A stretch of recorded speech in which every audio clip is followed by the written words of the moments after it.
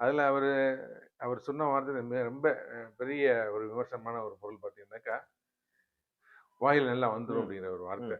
அது பொதுவாக எல்லாருமே விமர்சனம் பண்ணுறாங்க. அதே நேரத்தில் இன்னொரு விஷயத்தையும் சொல்லி ஆகணும். தமிழகத்தினுடைய முன்னாள் துணை முதலமைச்சராக இருந்தார் ஸ்டாலின் அவருடைய புதல்வர் உதயநிதி ஸ்டாலின். அவர் பார்த்தீங்கன்னாக்கா, அவர் பாரம்பரியமாக அரசியல் வந்தவர் தானே. ஒரு அரசியல் நாகரிகத்தோட அவர் எங்கேயா பேசியிருக்காரா? மோடி அவர்கள் இருக்காரு.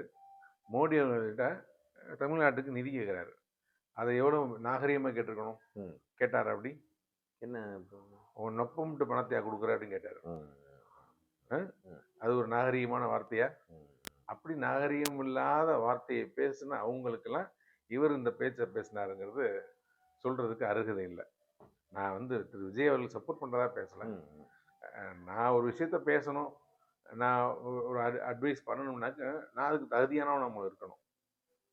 அந்த தகுதி இல்லாதவங்களை என்ன செய்யக்கூடாதுனாக்க விமர்சனம் பண்ணக்கூடாது. பட் அவர் வந்து ஒரு முதலமைச்சராக இருந்துட்டு அந்த வார்த்தை சொன்னது அது ஒரு சங்கடமான ஒரு விஷயம்தான் அது. ஆமாம், அது அவர் உணர்ச்சி வசப்பட்டு பேசியிருக்காரு அப்படின்னு தான் நான் பார்க்குறேன்.